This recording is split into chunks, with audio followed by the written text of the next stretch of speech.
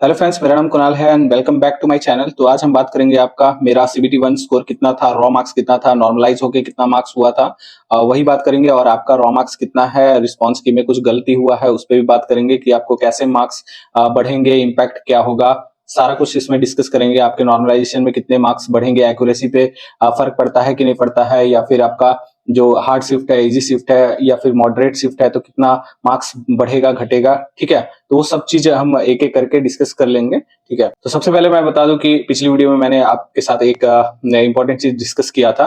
तो मतलब एक आध दो कमेंट मुझे आए थे कि मतलब मेरा बैकग्राउंड मतलब एज ए एसएससी मैं हूँ, सीनियर सेक्शन इंजीनियर हूँ, अच्छी खासी सैलरी भी है। ठीक है, नो प्रॉब्लम। बट देखो, मेरा जो फाइनेंशियल कंडीशन है वो बहुत वीक है। सैलरी ठीक ठाक है, 65-70 जो भी मिल जाते हैं, ठीक है, बट उससे अफोर्ड नहीं कर सकते हैं क्योंकि मेरा एजुकेशन लोन भी है, उसको भी भरना पड़ता है। ठीक है, और घर पे कोई मतलब जॉब करने वाला नहीं है, तो मैं सारी चीजें एक साथ अफोर्ड नहीं कर सकता। ठीक है, इसलिए मैंने इनिशिएटिव लिया है कि मतलब आप लोग के सपोर्ट अगर करते हैं तो मैं तो चीजों को जल्दी बाय कर लूंगा और आप लोग को गाइडेंस, प्रॉपर गाइडेंस देता रहूंगा।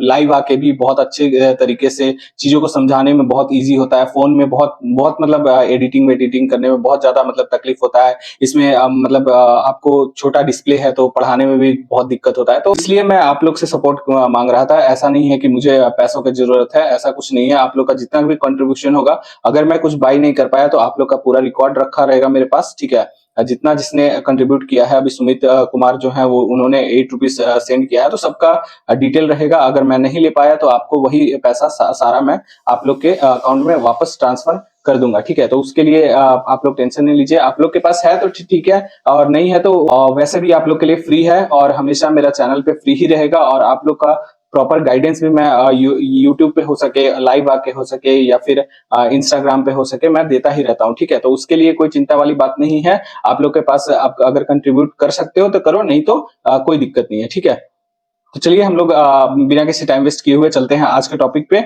और ये टॉपिक मैंने पहले ही डिस्कस कर लिया है कि मैंने मार्क्स और नॉर्मलाइजेशन पे बात करूंगा। ठीक है, तो बिना किसी देरी के स्टार्ट करते हैं। जो पहली बार मेरे चैनल को देख रहे हैं तो चैनल को सब्सक्राइब कर ले, वीडियो को लाइक कर दें और दोस्तों के साथ शेयर कर दें, इससे मुझे मोटिवेशन मिलता है। ठीक है, तो ज्यादा से ज्यादा वीडियो को लाइक कर दें। ठीक है, तो चलिए दिखते हैं। तो ये मैंने जो 2018 का जो वैकेंसी था, ये आप देख सकते हैं। 2018 का वैकेंसी में आरआरबी क्रैक किया था। ठीक है, आरआरबी जेई क्रैक किया था और कलकत्ता से फॉर्म भरा था मैंने, आरआरबी कलकत्ता से अप्लाई किया था। ठीक है, तो ये देख सकते हैं कि सीबीटी 1 का स्कोर कार्ड डिटेल्स है। ये मेरा नाम हुआ पूरा, मेरा नाम, मेरा मतलब टाइटल सिंह, कुणाल मेरा नाम और मेरे फादर का नेम। ठीक है, तो मैं स्टडी किया था, जो स्टडी किया था वो गुजरात से स्टडी किया था, इसलिए मेरा नाम ऐसा है। ठीक है, ये मेरा आपका रजिस्ट्रेशन नंबर हो गया, ये आप चेक कर सकते हैं। ठीक है, जाके अगर किसी के पास डाउनलोड कर लीजिए, गूगल पे मिल जाएगा। ठीक है, वो रजिस्ट्रेशन नंबर चेक कर सकते हैं, रोल नंबर चेक कर लीजिएगा। ठीक है, रोल नंबर मारेंगे तो ये आ जाएगा। ठीक है, डेट ऑफ बर्थ मेरा हो गया, अप्लाइड टू आरआरबी कोलकाता हो गया। ठीक है, आपका टोटल नंबर ऑफ क्वेश्चन जो 100 थे, ड्रॉप नहीं हुआ था। ठीक है, नेक्स्ट आपका जो क्वेश्चंस है, मैंने अटेम्प्ट किए थे 92 अटेम्प्ट किए थे, उसमें से करेक्ट 76 हुआ था और 16 रॉन्ग हुआ था। ठीक है, तो मेरा एक्चुअल मार्क्स जो था वो 70.66 है, 70.66 है। ठीक है, रॉ मार्क्स मेरा 70.66 था। ठीक है, तो मैंने 4 मंथ्स में तैयारी किया था, जनवरी टू आपका अप्रैल तैयारी किया था, मई में एग्जाम था। तो 4 मंथ्स में मुझे लगता है कि मैंने बेटर किया था 70, क्योंकि मैंने जीरो लेवल से स्टार्ट किया था, मुझे कुछ नहीं आता था। मैंने टेस्ट में दिया था तो उसमें उस समय मुझे 30-35 ऐसे नंबर आते थे, तो मैंने अच्छा खासा कवर कर लिया था। और 70 इज अ गुड स्कोर अगर कोई भी आरआरबी में करते हैं आप तो। ठीक है, नेक्स्ट जो नॉर्मलाइज मार्क्स है वो आप देख सकते हैं कि 76.86। तो मैं सारे पोस्ट के लिए डिजाइन एंड ड्राइंग को छोड़ के सारे पोस्ट के लिए क्वालिफाई था। ठीक है, डिजाइन ड्राइंग पोस्ट एक क्वालिफाई नहीं था, बाकी सारे पोस्ट के लिए मैं मैक्सिमम पोस्ट के लिए मैं क्वालिफाई था। ठीक है, तो यहाँ पे देख सकते हैं कि आपका नियरली 6 मार्क्स इंक्रीज हुआ है मेरा। तो मुझे लगता है जहां तक कि मेरा जो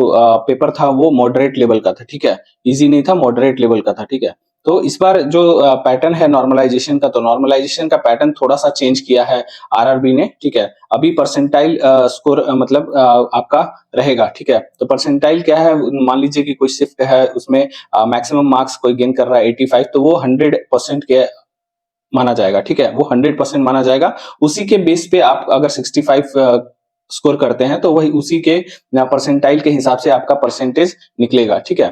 तो देख लेते हैं कि आपका जो नॉर्मलाइजेशन है वो बेस शिफ्ट एक डिसाइड करेगा आरआरबी कि बेस शिफ्ट में कितना मतलब मार्क्स आ रहा है, उस बेस शिफ्ट को कंसीडर करके आपका नॉर्मलाइजेशन में मार्क्स इंक्रीज करेगा, ठीक है।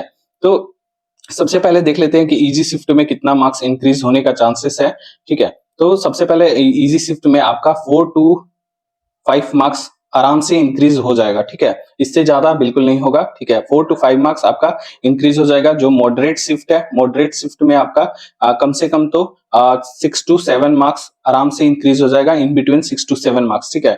और हार्ड शिफ्ट है, हार्ड शिफ्ट है तो हार्ड शिफ्ट में कम से कम 7 to 9 मार्क्स इंक्रीज आराम से हो जाएगा, ठीक है।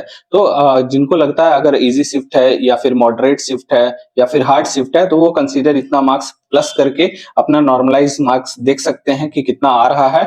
अगर नॉर्मलाइज मार्क्स ठीक ठाक आ रहा है आपका, यूआर कैंडिडेट है 70 के आसपास आ रहा है आपका, अगर मीडियम जोन में है, अगर हाई जोन में है तो 75 प्लस आपको चाहिए, ठीक है। जैसे अजमेर हो गया आपका, अजमेर हो गया आपका, चंडीगढ़ हो गया आपका, इलाहाबाद हो गया आपका, कोलकाता हो गया आपका, ठीक है। तो ये सब थोड़ा सा हाई कट ऑफ जोन है। तो इतना मार्क्स आपको आ रहा है मैकेनिकल एंड प्लस इलेक्ट्रिकल वाले, ठीक है। तो आप एकदम सेफ है और मैक्सिमम पोस्ट के लिए क्वालिफाई कर जाएंगे। और जो सिविल वाले हैं कम से कम 60 to 65 मार्क्स अगर नॉर्मलाइज करके आ रहा है कोई भी जोन हो तो आप लोग मैक्सिमम पोस्ट के लिए आराम से क्वालिफाई कर जाओगे, ठीक है। तो आपको ज्यादा नहीं सोचना है, आपको जितना मार्क्स आया है उस हिसाब से अपना देख लें। पिछला पिछला जो प्रीवियस ईयर कट ऑफ था उसको देख लें एक बार, उससे भी आइडिया लग जाएगा कि मेरा मतलब पिछला बार कितना कट ऑफ है था और इस बार मेरा मार्क्स उस रेंज में आ रहा है कि नहीं, क्योंकि उससे नीचे बिल्कुल कट ऑफ नहीं जाएगा, ठीक है। एक चीज का ध्यान रखिएगा, उससे बिल्कुल नीचे नहीं जाएगा क्योंकि इस बार नंबर ऑफ वैकेंसी जो है वो बहुत कम है, ठीक है। पिछले के मुताबिक मतलब बहुत ही कम है पिछले के मुताबिक, ठीक है।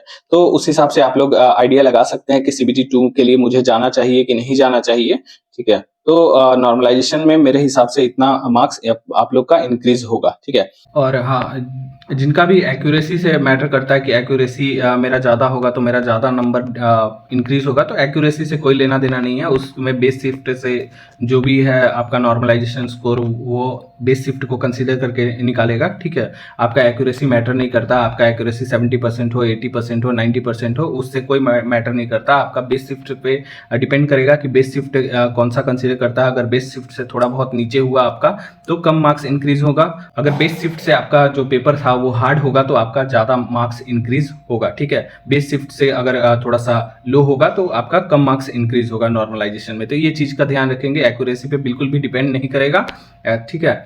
नेक्स्ट है आपका जो भी drop question, number of question dropped. तो अब मान लीजिए कि आपने कोई क्वेश्चन का आंसर दिया हुआ है, मान लीजिए मैंने कोई क्वेश्चन अटेम्प्ट किया है 1 नंबर, ठीक है। तो अगर मेरा वो राइट है, ठीक है, और बाई चांस किसी ने ऑब्जेक्शन लगाया नहीं कि वो आरआरबी ने गलत दिया है, तो आरआरबी ने फिर उसको ऑब्जेक्शन को सही मान के आरआरबी ने ऑप्शन चेंज कर दिया और मेरा वो गलत हो गया, ठीक है, तो वो नेगेटिव जाएगा मेरा, फिर 1.33 नेगेटिव जाएगा, वो कंसीडर करके आप लोग चलिएगा, ठीक है। नेक्स्ट है मैंने जो क्वेश्चन है वो सही दिया था आंसर, ठीक है, बट आरआरबी ने उसका ऑप्शन दूसरा दिया और मेरा नेगेटिव कर दिया, ठीक है, 1.33 नेगेटिव कर दिया मेरा, बट मैंने ऑब्जेक्शन लगाया, ठीक है, ऑब्जेक्शन लगाया तो आरआरबी ने फिर उसको करेक्ट कर दिया, ठीक है। तो ये 1.33 मुझे मार्क्स इंक्रीज हो जाएगा, ठीक है। तो अगर एक बंदे ने भी किया हो, एक कैंडिडेट ने भी किया होगा ऑब्जेक्शन, ठीक है, अगर आप नहीं करते हैं, अगर एक कैंडिडेट ने भी किया है तो वो सबको मार्क्स मिलेगा, ठीक है। अगर नुकसान होगा तो सबको होगा, फायदा होगा तो सबको होगा, एक पर्टिकुलर कैंडिडेट, एक सिंगल कैंडिडेट को वो फायदा नहीं होगा, ठीक है। ये चीज ध्यान में रखिएगा। अगर किसी ने एक क्वेश्चन को भी ऑब्जेक्शन में डाला है एक कैंडिडेट ने, तो वो पूरे मतलब पूरे शिफ्ट को लागू होगा, ठीक है, पूरे शिफ्ट पे जाएगा। अगर क्वेश्चन गलत होता है, आरआरबी ने क्वेश्चन ड्रॉप कर दिया, तो वो पूरे शिफ्ट पे लागू होगा, आप पे सिर्फ लागू नहीं होगा। तो ये चीज का ध्यान रखेंगे। अगर क्वेश्चन गलत हो रहा है तो वो क्वेश्चन सबका गलत होगा, अगर सही है तो सही सबका होगा, ठीक है। ड्रॉप हो रहा है तो सारे शिफ्ट का ड्रॉप होगा, मतलब आपके शिफ्ट का सिर्फ पर्टिकुलर वो शिफ्ट का ड्रॉप होगा, बाकी मतलब सारे शिफ्ट का नहीं होगा, पर्टिकुलर वो शिफ्ट का सारे कैंडिडेट का ड्रॉप होगा, ठीक है, और वो मार्क्स आपको मिल जाएंगे, ठीक है। आउट ऑफ मतलब मान लीजिए कि क्वेश्चन एक ड्रॉप करता है, तो मान लीजिए कि 99 क्वेश्चन ही बचे तो उसी में आपको कंसीडर करके मार्क्स सबका देगा, आउट ऑफ 100 कर देगा उसको, ठीक है। तो ये चीज का ध्यान रखेंगे कि मतलब क्वेश्चन एक अगर गलत होता है तो वो सारे शिफ्ट को फायदा होगा, ठीक है। आप पर्टिकुलर एक कैंडिडेट को नहीं फायदा होगा। अगर एक कैंडिडेट ने भी ऑब्जेक्शन लगाया होगा, वो सारे कैंडिडेट को झेलना पड़ेगा, या फिर गलत हो या फिर सही हो, सबको मिलेगा वो चीज, ठीक है। तो चलिए नेक्स्ट मेरा जो वीडियो आएगा वो आरआरबी कोलकाता पे आएगा, आरआरबी कोलकाता का सेफ स्कोर, ठीक है। तो बने रहिए मेरे साथ, और जिन्होंने अभी तक सब्सक्राइब नहीं किया चैनल को सब्सक्राइब कर दे, वीडियो को लाइक कर दे और दोस्तों के साथ शेयर कर दे। मिलते हैं नेक्स्ट वीडियो में, तब तक के लिए जय हिंद जय भारत, थैंक यू।